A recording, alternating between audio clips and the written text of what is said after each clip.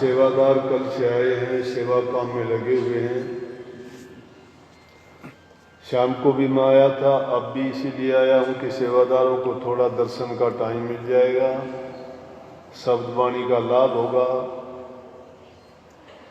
थोड़े से उनको बैठने का टाइम मिलेगा तो आराम भी मिल जाएगा। और उसके साथ साथ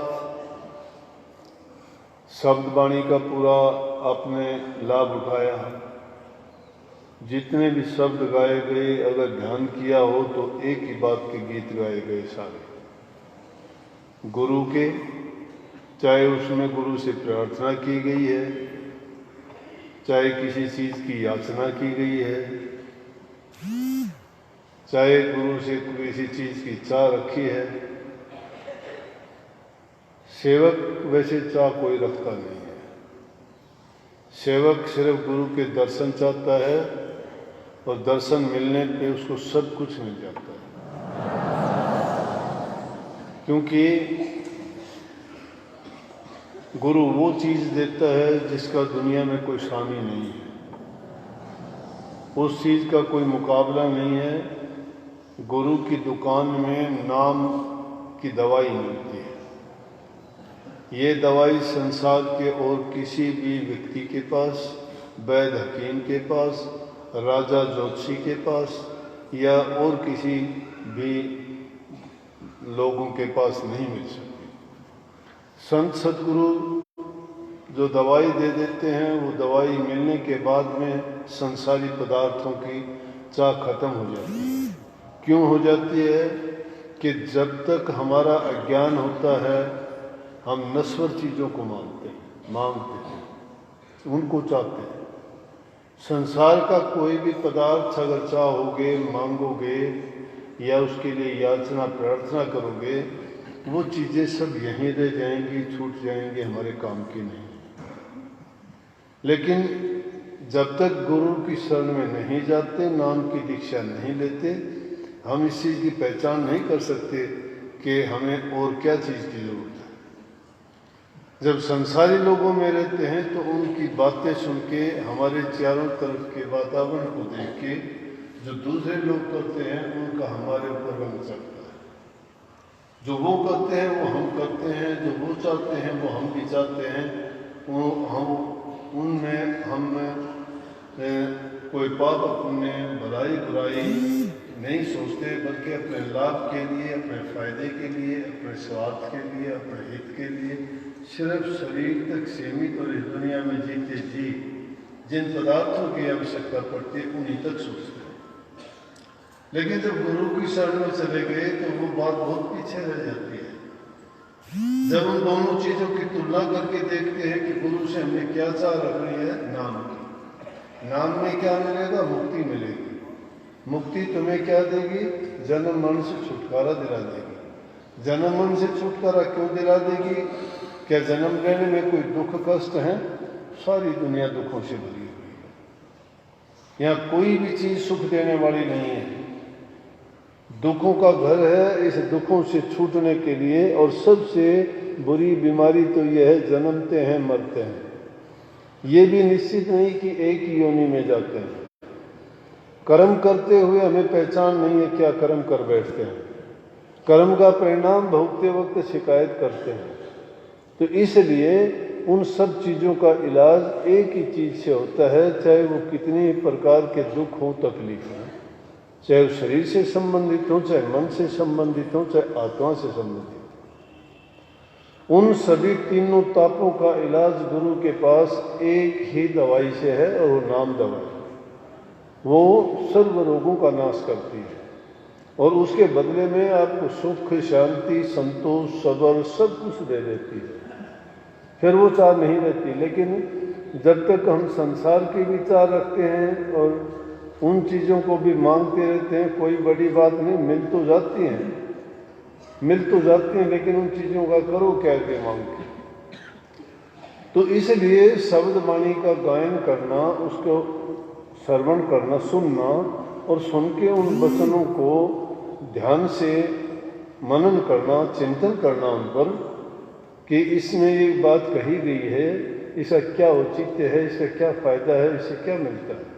ये गीत ऐसे नहीं गाए गए, मैं तो मेरे से लेता हूँ, औरों के नहीं गाता हूँ। ये शब्द मैंने आपको सुनवा दिया, जितने भी शब्द मेरे देखोगे, जितने मैंने बनाए, मैंने हर घटना पर, हर बात पे बनाए थे। मेरे साथ जो घटना घटती गई मैं उसी घटना पे बनाया करता, बिना घटना के कभी नहीं बनाया। बल्कि एक बार ऐसा अवसर भी आया, महाराज जी कहने लगे, भाई जब सत्संगी आपस में होते हैं, हम भी निपट अनाड़ी थे, दुनिया में रहते हुए, लोगों में रहते हुए, द्वेष भी था, बैर विरोध भी था, बुरे भले की बात भी कह देते थे, कोई बात अच्छी नहीं लगती महाराजियों से भी हम उन चीज़ों के बारे में तकरार कर बैठते थे। तो एक बार कहने लगे, भाई शब्द लिखे।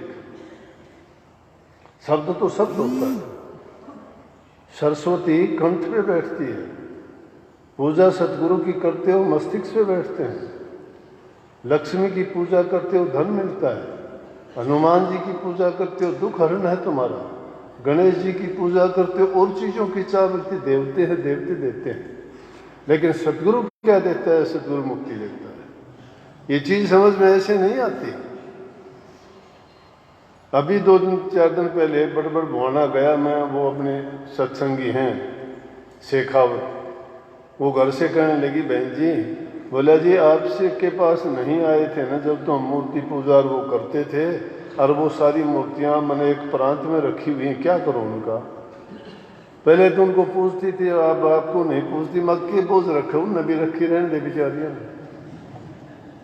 वो मिट्टी है। अज्ञान जब तक था हम अज्ञान को पूछते थे, ज्ञान जब इंसान को हो जाता फिर भी हम डरते हैं, फिर भी पिछलियों की जो धारा टेका, जिनको कभी आंख नहीं देखा, टेक देख मन सब कहा पड़ता, टेक बांध लेते हैं, टेक बांध के बढ़ियारा मारती धोखे से कदे से कभी से धोखे है, बढ़ियारे पीढ़ियों से बेरा करे नहीं, किसको धोखते हैं, क्यों धोखते हैं, क्या फायदा है उसका?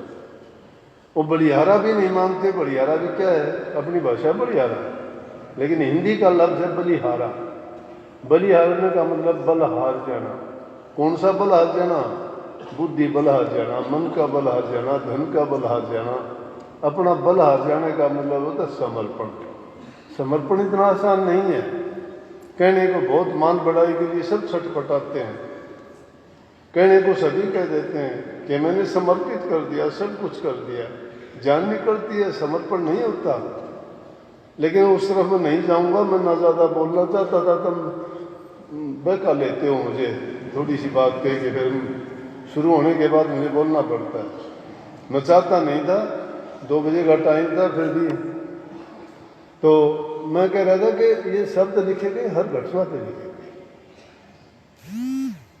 ये जो बात लिखी गई, कभी तकरार तो महाराज जी कहने लगे, कभी शब्द लिख तो कर इस बात पे, कई बात हो गई थी, एक दूसरे से हमारा विरोध था।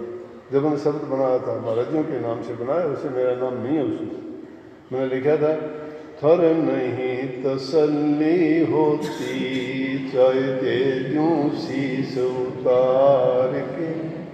वो क्यों महाराजियों, क्या हमारे प्रति को आ गया मैंने, कि वो हमारे प्रति कह रहे हैं कि मैं चाहे अगर शीश उतार के भेज दूँ, कितनी सच्ची बात भी तुम्हें क्यों बता दूँ, चाहे तुम्हारे लिए कितना कष्ट भी उठा दूँ, लेकिन तुम्हें तसल्ली नहीं होती। तसल्ली कहाँ से आएगी? हमारे दिल में पैदा हो। बैर विरोध प्यार खुशी बाहर से नहीं आते, इंसान के हृदय में है। जिसके हृदय में जो चीज़ भरी है वही बाहर आती है। तो उसमें देखना सारा हमारे ऊपर ही, कटाक्ष भी हमारे ऊपर ही लगाए हैं सारे, मैं दूसरे नहीं। तो कई बार झगड़े होते थे, हम कहते थे वे घर से ले जावांगे और क्या होगा, तो ये भी मन लिख दे, तुम कहते घर जाने की ये बात बड़ी पछताने की, बीती नहीं आने की, फिर रोगे सिर मार के, थर नहीं तसल्ली होती, चाहे दे दूं शीश उतार के। तो ये मैं कह रहा था, ये घटना ऐसे नहीं। जब चीज़ों को सुनते हो तो उसको गुणा करो, बिना गुणे फायदा क्या है उसका? मैंने कोई चीज़ हुई जिंदगी में घटित हुई, मैं छिपाई नहीं, प्रकट कर दी। तो वाणी का गाना अब ये 5-7 तो नहीं उन्होंने गाए, सुन के तो आप बहुत खुश हो गए, लेकिन आप दूसरों से पूछे तो आपको क्या है? अरे एकांत में बैठते हो, तुम्हारे पास कोई नहीं होता है, दिल विचलित करता है, मन का खेल है, घूमता है, ये आदमी को करता रहता है, कुछ कुछ सोचता है। तो इसलिए इसे मन की चाल से बचने के लिए एकांत में होते, तुम्हें शब्द हो, वाणी हो, याद हो, तो उस टाइम में तुम्हें एकांत में बैठे शब्द को गुनगुनाना शुरू कर दो। दूसरा, गुनावन मन में नहीं उठेगा, मन में उठने वाले गुनावन हैं। गुनावन क्या? गुनावन को ही मूर्त रूप देना पड़ता है बाद में। जो विचार पैदा हो गया उस बात को तुम बोलोगे कभी न कभी। किसी के प्रति अगर तुम्हारी कोई भावना होगी, बोल दोगे, जबान से निकल जाएगा कभी न कभी। दबाने की कोशिश करोगे, मन नहीं रुकता है, बड़ा ताकतवर है ये इंद्रियों के माध्यम से काम करता है, करवा देगा वो काम। इसलिए उसको दबा के यूँ रखो ना कि उसको दूसरी चीज़ों में उलझाए रखो, जब ये व्यस्त रहेगा।